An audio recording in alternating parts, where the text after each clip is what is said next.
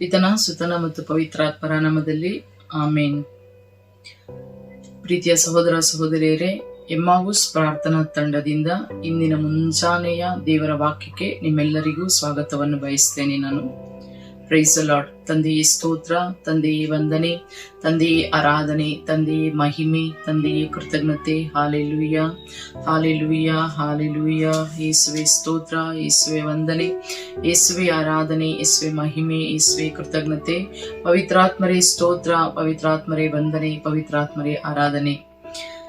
ಪ್ರಭು ಕ್ರಿಸ್ತರಲ್ಲಿ ಆತ್ಮೀಯ ಸಹೋದರ ಸಹೋದರಿಯರೇ, ಈ ದಿನ ನಾವು ಧ್ಯಾನಿಸುವಂತಹ ವಾಕ್ಯ ಲೂಕನ ಶುಭ ಸಂದೇಶದಿಂದ 38ನೇ ವಾಕ್ಯ, 10ನೇ ಅಧ್ಯಾಯ 38ನೇ ವಾಕ್ಯದಿಂದ 41ರವರೆಗೆ.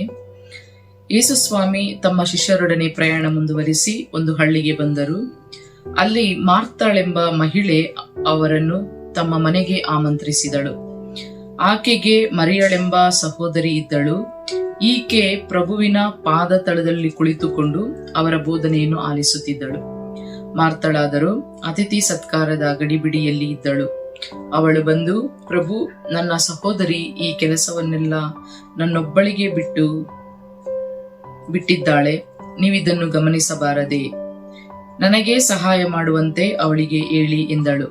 ಯೇಸು ಆಕೆಗೆ ಪ್ರತ್ಯುತ್ತರವಾಗಿ, ಮಾರ್ತಾ ಮಾರ್ತಾ, ನೀನು ಅನಾವಶ್ಯ ಚಿಂತೆ ಪೇಚಾಟಗಳಿಗೆ ಒಳಗಾಗಿರುವೆ, ಆದರೆ ಅಗತ್ಯವಾದದ್ದು ಒಂದೇ. ಮರಿಯಳು ಉತ್ತಮವಾದುದನ್ನೇ ಆರಿಸಿಕೊಂಡಿದ್ದಾಳೆ, ಅದನ್ನು ಆಕೆಯಿಂದ ಕಸಿದುಕೊಳ್ಳಲಾಗದು ಎಂದರು. Praise the lord.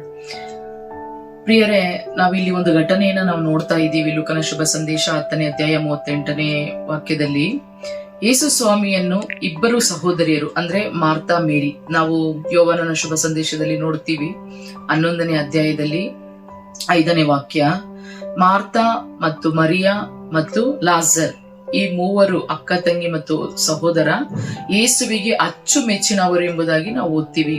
ಅದೇ ಪ್ರಕಾರವಾಗಿ ಆ ಒಂದು ವಾಡಿಕೆಯ ಪ್ರಕಾರ ಯೇಸು ಸ್ವಾಮಿಯನ್ನ ಅವರು ಆ ಮನೆಗೆ ಆಮಂತ್ರಣ ಕೊಡ್ತಾ ಇದ್ದಾರೆ.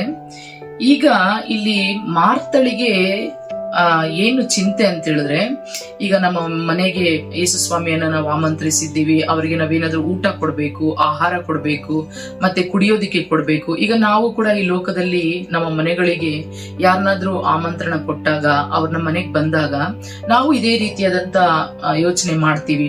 ಅವ್ರಿಗೆ ತಿನ್ನೋದು ಏನ್ ಕೊಡೋದು, ಇಲ್ಲ ಕುಡಿಯೋದಿಕ್ಕೆ ಏನ್ ಕೊಡೋದು, ಈ ರೀತಿಯಾಗಿ ಅದೇ ರೀತಿಯಲ್ಲಿ ಮಾರ್ತಾ ಕೂಡ ಯೇಸು ಸ್ವಾಮಿಗೆ ನಾನು ಏನ್ ಕೊಡೋದು, ಊಟ ಏನ್ ಕೊಡೋದು, ಆ ನೀರೇನ್ ಕುಡಿಯೋದಿಕ್ಕೆ ಏನ್ ಕೊಡೋದು, ಈ ರೀತಿಯಾಗಿ ಆಕೆಗೆ ಒಂದು ಗಡಿಬಿಡಿ ಉಂಟಾಗ್ತಾ ಇದೆ.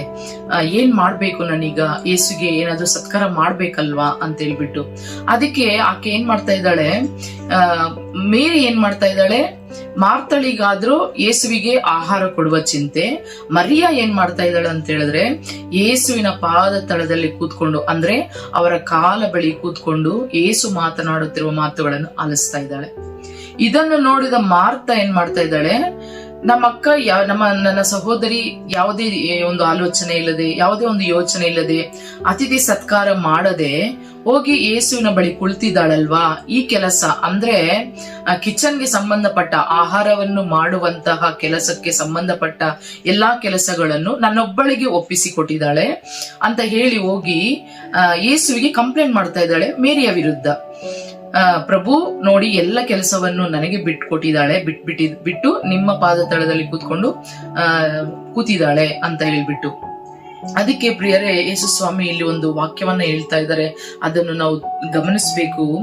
ಮಾರ್ತಾ ಮಾರ್ತಾ, ನೀನು ಅನಾವಶ್ಯ ಚಿಂತೆ ಪೇಚಾಟಗಳಿಗೆ ಒಳಗಾಗಿರುವೆ, ಆದರೆ ಅಗತ್ಯವಾದುದು ಒಂದೇ.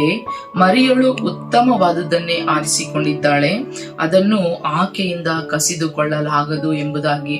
ಪ್ರಿಯರೇ, ಈ ವಾಕ್ಯ ನಮ್ಗೆ ಏನ್ ಹೇಳ್ತಾ ಇದೆ ಅಂತ ಹೇಳಿದ್ರೆ, ಮಾರ್ತಳು ಅನಾವಶ್ಯಕವಾದ ಚಿಂತೆ ಅಂತ ಹೇಳಿದ್ರೆ, ನಾನೇನ್ ಕೊಡೋದು, ಏನ್ ಮಾಡೋದು, ಅಡಿಗೆ ಏನ್ ಮಾಡೋದು, ಅವ್ರಿಗೆ ಊಟಕ್ಕೆ ಏನ್ ಬಡಿಸೋದು, ಅತಿಥಿ ಸತ್ಕಾರ ಏನ್ ಮಾಡೋದು, ಈ ರೀತಿಯಾಗಿ ಪೇಚಾಡ್ತಾ ಇದ್ದಾಳೆ. ಅದಕ್ಕೆ ಯೇಸು ಸ್ವಾಮಿ ಹೇಳ್ತಾ ಇರೋದು, ಆ ಚಿಂತೆ ಪೇಚಾಟ ನಿನಗೆ ಬೇಡ. ಇಲ್ಲಿ ಮೇರಿ ಉತ್ತಮವಾದದ್ದನ್ನು ಆಯ್ಕೆ ಮಾಡಿಕೊಂಡಿದ್ದಾಳೆ, ಅಂದ್ರೆ ಅಳಿದು ಹೋಗದೆ ಇರುವಂತಹ. ಈಗ ನೋಡಿ, ಆಕೆ ಯೇಸು ಸ್ವಾಮಿಯ ಬಳಿ ಕೂತ್ಕೊಂಡು ಮಾತಾಡ್ತಾ ಇದ್ದಾಳೆ ಅಂತ ಹೇಳಿದ್ರೆ, ಯೇಸು ಸ್ವಾಮಿ ಯಾವ ಮಾತುಗಳನ್ನು ಮಾತನಾಡಿರಬಹುದು ಪ್ರಿಯರೇ? ನಾವು ಆಲೋಚಿಸಬೇಕು. ಯಾವುದಾದ್ರೂ ಲೋಕಕ್ಕೆ ಸಂಬಂಧಪಟ್ಟ ಕೆಲಸದ ಬಗ್ಗೆ ಮಾತಾಡ್ತಾ ಇದ್ದಾರಾ, ಇಲ್ಲ ಲೌಕಿಕವಾದ ಯಾವುದಾದ್ರೂ ವಿಷಯಗಳ ಬಗ್ಗೆ ಮಾತಾಡ್ತಾ ಇದ್ದಾರಾ, ಇಲ್ಲ ಪ್ರಪಂಚದಲ್ಲಿ ನಾವು ಯಾವ ರೀತಿ ಜೀವಿಸ್ಬೇಕು, ಯಾವ ರೀತಿಯಾದಂತ ಬಟ್ಟೆ ಹಾಕೊಳ್ಬೇಕು, ಯಾವ ರೀತಿಯಾಗಿ ನಾವು ಈ ಲೋಕಕ್ಕೆ ಸಂಬಂಧಪಟ್ಟವರಾಗಿ ಜೀವಿಸ್ಬೇಕಾ, ಆ ವಿಷಯವಾಗಿ ಮಾತನಾಡ್ತಾ ಇದ್ದಾರ? ಖಂಡಿತ ಇಲ್ಲ ಪ್ರಿಯರೇ. ಯಾಕಂದ್ರೆ ಯೇಸು ಸ್ವರ್ಗಕ್ಕೆ ಸಂಬಂಧಪಟ್ಟಂತಹವರು, ಅವರು ದೇವರಾಗಿದ್ದರು, ಅದೇ ರೀತಿ ಮನುಷ್ಯರು ಕೂಡ ಆಗಿದ್ದರು, ಮನುಷ್ಯರಾಗಿ ನಮ್ಮ ಮಧ್ಯೆ ಜೀವಿಸ್ತಾ ಇದ್ರು. ಈಗ ನೋಡಿ, ಅದಕ್ಕೆ ಯೇಸು ಸ್ವಾಮಿ ಎಲ್ಲವೂ ಕೂಡ ಸ್ವರ್ಗಕ್ಕೆ ಸಂಬಂಧಪಟ್ಟ ವಿಷಯಗಳನ್ನು ಮೇರಿ ಹತ್ರ ಮಾತಾಡ್ತಾ ಇದ್ರು. ಅದಕ್ಕೆ ಮೇರಿ ಕೂಡ ಯಾವುದೇ ಲೋಕಕ್ಕೂ ಆ ಒಂದು ಆಲೋಚನೆ ಇಲ್ಲದೆ, ಈಗ ನಾನು ಯೇಸು ಸ್ವಾಮಿಗೆ ಏನ್ ಕೊಡ್ಬೇಕು ಅನ್ನುವಂತ ಒಂದು ಆಲೋಚನೆ ಕೂಡ ಇಲ್ಲದಂತೆ ಯೇಸು ಸ್ವಾಮಿ ಹೇಳುವ ಎಲ್ಲಾ ಮಾತುಗಳನ್ನ ಆಲಿಸ್ತಾ ಕೂತ್ಕೊಂಡಿದ್ದಾಳೆ. ಅಂದ್ರೆ ಆಕೆ ಯೇಸುವಿನ ಮಾತಿನಲ್ಲಿ ತನ್ನನ್ನೇ ತಾನು ತಲ್ಲೀನಳಾಗಿಸಿಕೊಂಡಿದ್ದಾಳೆ. ಅದಕ್ಕೆ ಆಕೆಗೆ ಯಾವ ರೀತಿಯಾದಂತಹ ಆಲೋಚನೆ ಕೂಡ ಇಲ್ಲದ್ದಾಗಿದೆ. ಅದಕ್ಕೆ ಯೇಸು ಸ್ವಾಮಿ ಹೇಳಿದ್ದು, ಮೇರಿ ಉತ್ತಮವಾದದ್ದನ್ನು ಆಯ್ಕೆ ಮಾಡಿಕೊಂಡಿದ್ದಾಳೆ. ನೀನು ಲೋಕಕ್ಕೆ ಸಂಬಂಧಪಟ್ಟಂತಹ ವಿಷಯಗಳ ಬಗ್ಗೆ ಚಿಂತೆ ಪೇಚಾಟಗಳಿಗೆ ಒಳಗಾಗಿದ್ಯಾ, ಆದರೆ ಮೇರಿ ತನ್ನ ಆತ್ಮಕ್ಕೆ ಬೇಕಾದಂತ ಆಹಾರಕ್ಕಾಗಿ ನನ್ನ ಬಳಿ ಕುಳಿತುಕೊಂಡು ನಾನು ಹೇಳುತ್ತಿರುವಂತಹ ಎಲ್ಲಾ ಮಾತುಗಳನ್ನು ಆಕೆ ಆಲಿಸ್ತಾ ಇದ್ದಾಳೆ ಎಂಬುದಾಗಿ ಯೇಸು ಸ್ವಾಮಿ ಹೇಳ್ತಾ ಇದ್ದಾರೆ. ಪ್ರಿಯರೇ, ಇವತ್ತು ನಾವು ಯೋಚಿಸೋಣ, ನಾವು ಈ ಲೋಕದಲ್ಲಿ ಜೀವಿಸುತ್ತಿರುವಾಗ ಕೇವಲ ಅಳಿದು ಹೋಗುವಂತಹ ಶರೀರಕ್ಕೆ ಸಂಬಂಧಪಟ್ಟಂತಹ ಆಹಾರದ ಬಗ್ಗೆ ಮಾತ್ರ ನಾವು ಚಿಂತೆ ಪೇಚಾಟಗಳಿಗೆ ಒಳಗಾಗಿದ್ದೀವಾ, ಇಲ್ಲ ಯೇಸುವಿನ ಬಳಿ ಕುಳಿತುಕೊಂಡು ಈ ಆತ್ಮಕ್ಕೆ ಸಂಬಂಧಪಟ್ಟಂತಹ ಮಾತುಗಳನ್ನು ನಾವು ಕೇಳಿಸ್ಕೊಳ್ತಾ ಇದ್ದೀವಾ? ಇವತ್ತು ನಮ್ಮ ಆಯ್ಕೆ ಯಾವುದಾಗಿದೆ? ಲೋಕ ಆಗಿದೆಯಾ, ಇಲ್ಲ ಯೇಸು ಆಗಿದೆಯಾ?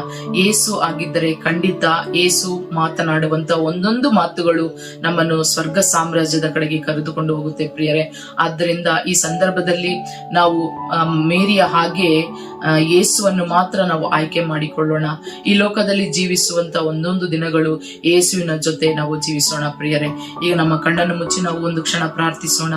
ಪ್ರೀತಿ ಸ್ವರೂಪಿ ತಂದೆಯಾದ ದೇವರೇ, ನೀವು ಮಾತನಾಡಿದ ಒಂದೊಂದು ವಾಕ್ಯಗಳಿಗಾಗಿಯೂ ನಿಮಗೆ ಸ್ತೋತ್ರ ಯೇಸುವೆ. ಯಾರೆಲ್ಲ ಈ ಒಂದು ಆನ್ಲೈನ್ ಮುಖಾಂತರವಾಗಿ ಈ ಒಂದು ಚಾನೆಲ್ ಅನ್ನು ವೀಕ್ಷಿಸಿ ದೇವರ ವಾಕ್ಯಗಳಿಗಾಗಿ ತಮ್ಮ ಹೃದಯಗಳನ್ನು ತೆಗೆದುಕೊಟ್ಟಿದ್ದಾರೋ ಅವರೆಲ್ಲರ ಹೃದಯಗಳಲ್ಲಿ ನೀವು ಬಂದು ವಾಸ ಮಾಡಿರಿ. ಪ್ರತಿಯೊಬ್ಬರು ಆತ್ಮಿಕ ಆಹಾರಕ್ಕಾಗಿ ಹಂಬಲಿಸುವ ಮಕ್ಕಳನ್ನಾಗಿ ಮಾಡಿರಿ ಎಂದು ಯೇಸು ಕ್ರಿಸ್ತರ ಪರಿಶುದ್ಧವಾದ ನಾಮದಲ್ಲಿ ಪ್ರಾರ್ಥಿಸಿದನ್ನು ಬೇಡಿ ಹೊಂದಿಕೊಂಡಿದ್ದೇನೆ ಜೀವವುಳ್ಳ ತಂದೆಯೇ, ಆಮೇನ್. Praise the lord. ಎಲ್ಲರಿಗೂ ಥ್ಯಾಂಕ್ ಯು. ನಾಳಿನ ಸಂಚಿಕೆಯಲ್ಲಿ ಮತ್ತೆ ನಾವು ಸಂಧಿಸೋಣ. Price the lord.